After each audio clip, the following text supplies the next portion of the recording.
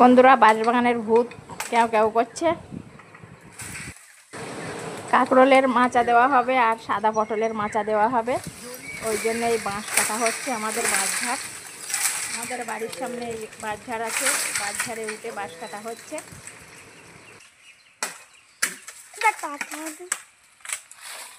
তুই ওঠ, দুজনা ওঠ একসাথে, বাপ বেটাই দুজনে একসাথে ওঠ। কুচিটা দে, কুচিটা উঠি দে, হ্যাঁ উঠি দে। বাঁশ গাছের উপরে উঠে কিরকম বাদর ঝুলছে দেখুন। বাঁশ কাটা খুবই কষ্ট। এই কুঞ্চি একটা বাঁশের কুঞ্চি আর একটা গাছের বাঁশের গায়ে লেগে থাকে, জড়িয়ে থাকে, এই জন্য ছাড়ায় না। এই উপরে উঠে কুঞ্চিগুলো কেটে দিতে হয়, তারপরে আস্তে আস্তে টেনে নিতে হয়। উপরে উঠে কুঞ্চিগুলো কেটে দিয়ে এসেছে আর লাফিয়ে বাঁশটা একটু ঝুলিয়ে দিয়ে এসেছে। দুজনে মিলে টান। এটা জামা গায়ে দেখছে।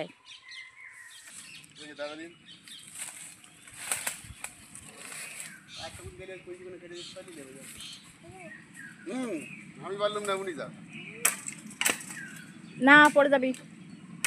ও অল্প অল্প করে টান আর অল্প অল্প করে ওই কুঞ্চি এরকম মেরে দে।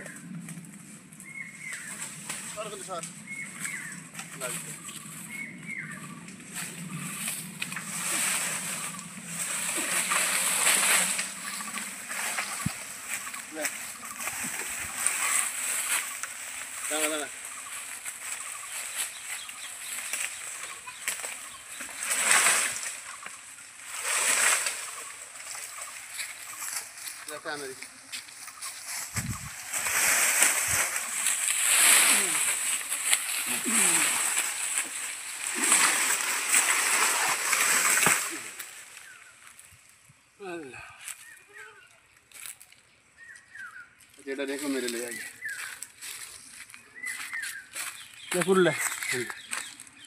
অনেক কষ্ট করে একটা বাঁশ নিচে নামিয়ে নিয়ে এসেছে, এখনো আর একটা কেটেছে, সেটাও এখন ওরকম করে ছাড়িয়ে নিয়ে আসতে হবে। আর আমাদের বাঁশবাগানের পিছনের এই প্রকৃতিটা কত সুন্দর দেখুন। এই শুকনো মাছটা এরকম মারতে হবে, মেরে ওই পুকুরে ফেলতে আসতে হবে। হাতে লাগবে।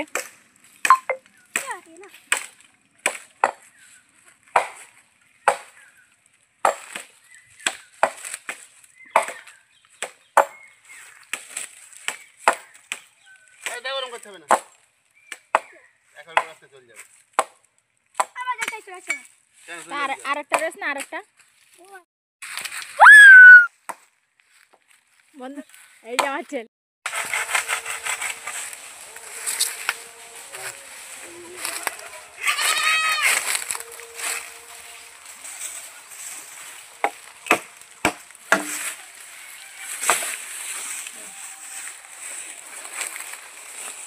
সাদা পটলের মাচা দেওয়া হবে আর কাঁকরোলের মাচা দেওয়া হবে, ওই জন্যে এই মাপ নিয়ে বাঁশগুলো করাত দিয়ে কেটে নেওয়া হচ্ছে। এই যে মামাকে কাজে নেওয়া হয়েছে এই বাঁশ কাটার জন্য, সাইজ করে কেটে নিচ্ছে।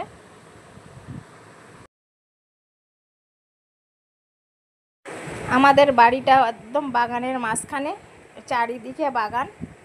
এই নতুন করে 2-1টা বাড়ি এখন হয়েছে।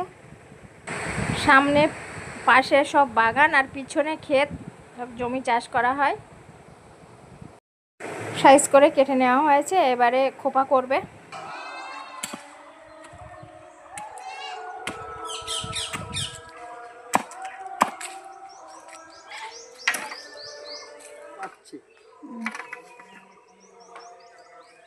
কাঁকরোলের খোপা কাটা হয়ে গেছে, এবারে এ করা হুল পুঁততে গেলে সুবিধা হবে।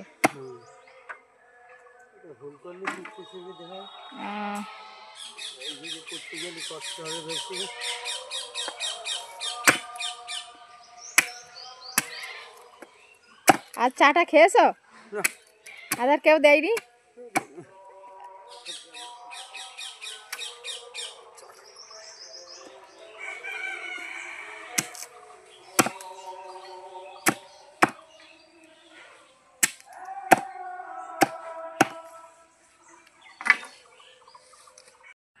বন্ধুরা চলে এসেছি মাঠে। আজকে সাদা পটলের মাচা দেওয়া হচ্ছে। মামা এসেছে কাজে।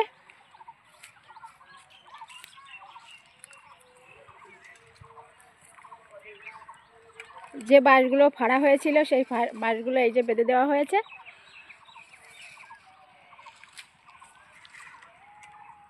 হয়ে গেছে মামা বাঁধা?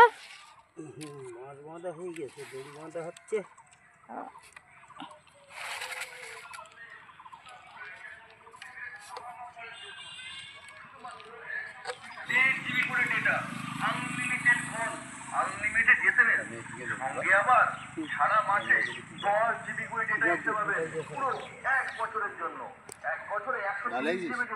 এই যে দেখো অসময় এই দানা পড়েছিল মনে হয়, একটা মূলো হয়েছে এই অসময়।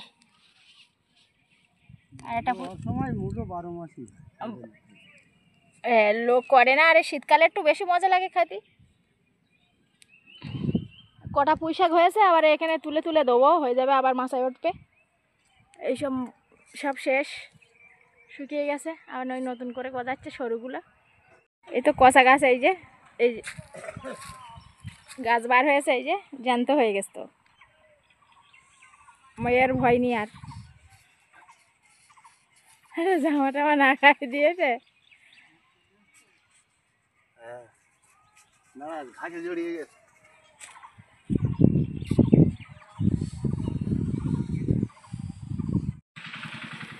দড়ি এইভাবে ছাড়িয়ে নিতে হয়। না ছড়ালে কী করে বাঁধতে হয়? ও এইভাবে এই কিনে এই আসার সময় এরম এরম হয়ে থাকে। কেনার সময় বান্ডিল থাকে, ছাড়িয়ে নিতে হবে, লেবেল বাঁধতে হবে। ও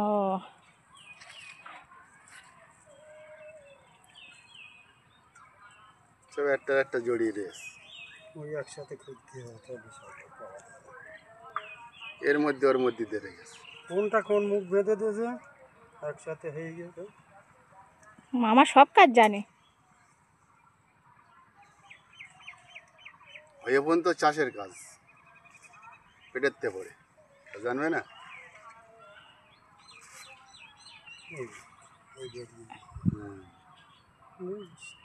অথচ মনে হচ্ছে দুটো একসাথে হয়ে গেছে। ওই ওটা আলাদা হয়ে গেছে। ওই বান থেকে মুখ চলে গেছে, ওই এক জায়গায় গেড়ে দিলে। যারা করে ওদের তো কন্ট্যাক্ট থাকে। হ্যাঁ, মরবি তোরা মরবি। ভেজা মরে মরে গিয়ে গিয়ে ও এই এই এই যে এই বোনা হবে। ও এই মাচার চাষও কষ্ট আস, এসব মাচা করো, এসব ঝামেলা আস। কষ্ট নেই। তাহলে মাছ গান্দা আরেকটা করে যাবে।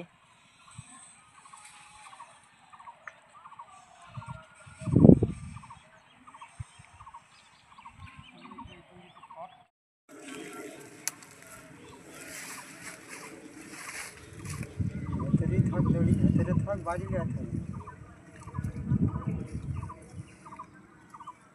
এই দুটি হয়, এই দুটি হয়।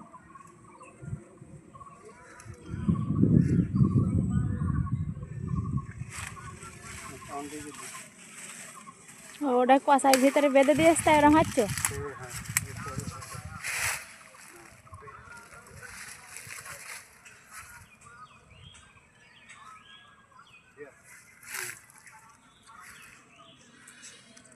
আজ তোমার টুপি কই?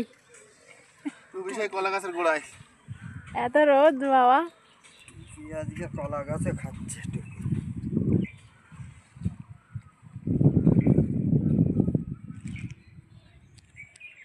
দড়ি যেন একবারও বাইরে না যায়, এইটা খেয়াল রাখতে হবে। সবসময় ভেতরে রেখে বাইরে গেলে বলে ফসে যায়। যখন গাছ উঠবে না তখন এমনি ফসে ফেলাবে। আরে পটল গাছ তো বিশাল ভারী।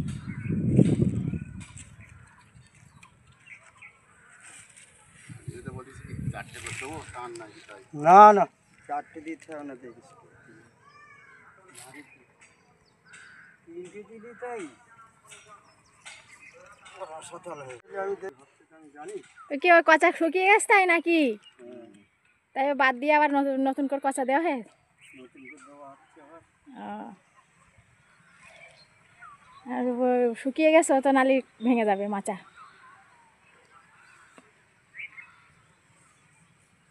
সব কচার তো গাছ বার হয়ে গেছে। আর এসে আর মরবে না তো।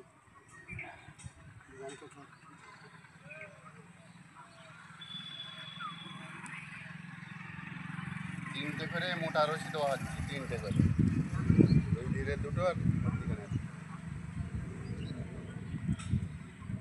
আর এই সরুগুলো ওই মাঝখানে দেবে। ওগুলো বোনা হবে, যে কটা লাগবে সেই কটা বোনা হবে। ও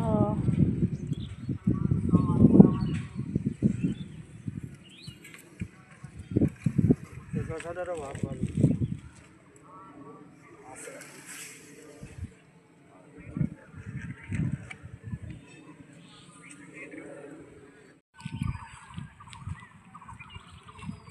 এটা সরু নাকি? কেন সরু না কোনো না একই দড়ি।